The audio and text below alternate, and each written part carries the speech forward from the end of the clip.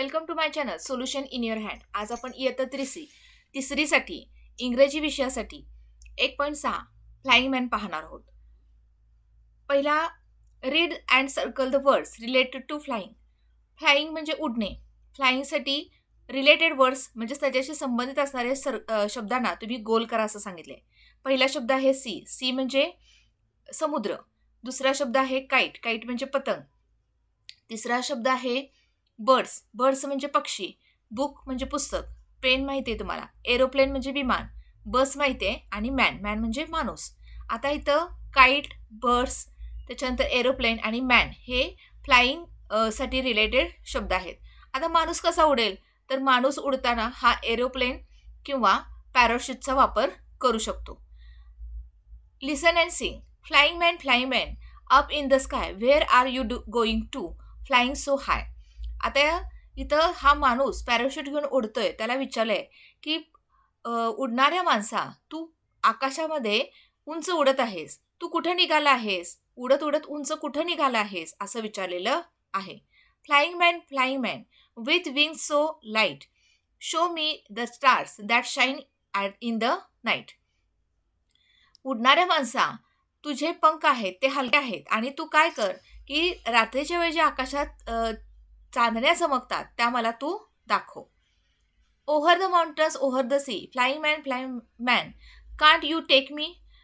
तू आकाशामध्ये उडतोयस, तर तू कुठं उडतोयस, तर पर्वतावरनं जातोयस, नदीवरनं, समुद्रावरनं उडत उडत चाललेला आहेस, तर तू मला नेऊ शकणार नाहीस का, असा प्रश्न विचारलेला आहे. आता कवितेतले रायमिंग वर्ड शोधायचे आहेत आपल्याला आणि write the rhyming words for the following. स्कायसाठी रायमिंग वर्ड्स तुम्हाला सांगायचे आहेत. स्कायसाठी ड्राय आणि हाय हे 2 शब्द दिलेत. सोसाठी गो आणि नो.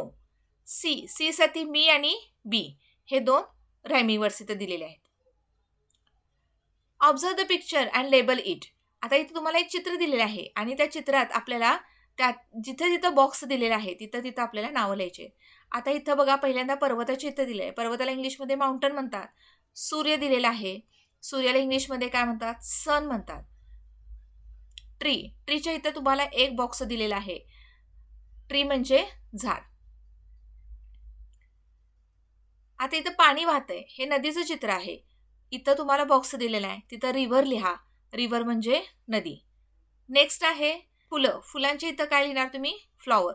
इथं तुम्हाला वरती दिलेले आहेत शब्द सगळे ब्रॅकेटमध्ये. सन, माउंटन, फ्लॉवर, रिव्हर, स्काय आणि ट्री हे शब्द इथं तुम्हाला चित्राच्या ठिकाणी भरायचे आहेत. आणि सगळ्यात वरचा शब्द आहे हा आकाशाच्या इथे एक बॉक्स दिलाय, तिथं लिहायचं आहे स्काय. स्काय म्हणजे आकाश. सन म्हणजे सूर्य, माउंटन म्हणजे पर्वत, फ्लॉवर्स म्हणजे फुलं, रिव्हर म्हणजे नदी, स्काय म्हणजे आकाश आणि ट्री म्हणजे झाड. हे शब्द इथं तुम्हाला बॉक्समध्ये भरून दाखवलेले आहेत. Read and find the opposite words from the poem. आता तुम्हाला इथं काय करायचं आहे की इथं तुम्हाला अपोजिट वर्ड्स शोधायचे आहेत कवितेतले आणि ते लिहायचे आहेत.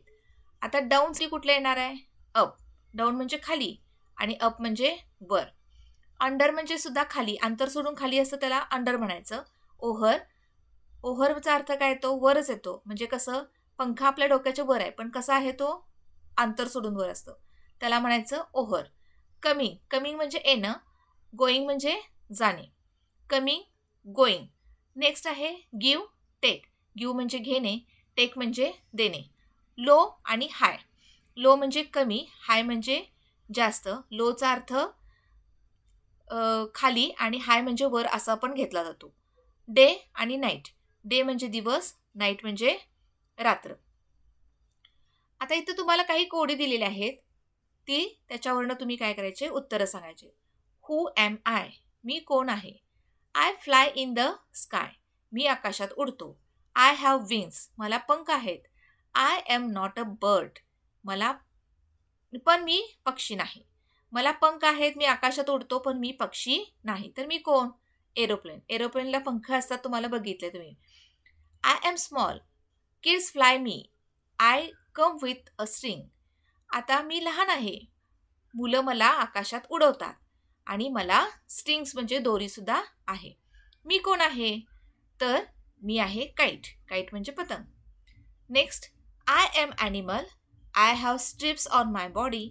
I live in a forest.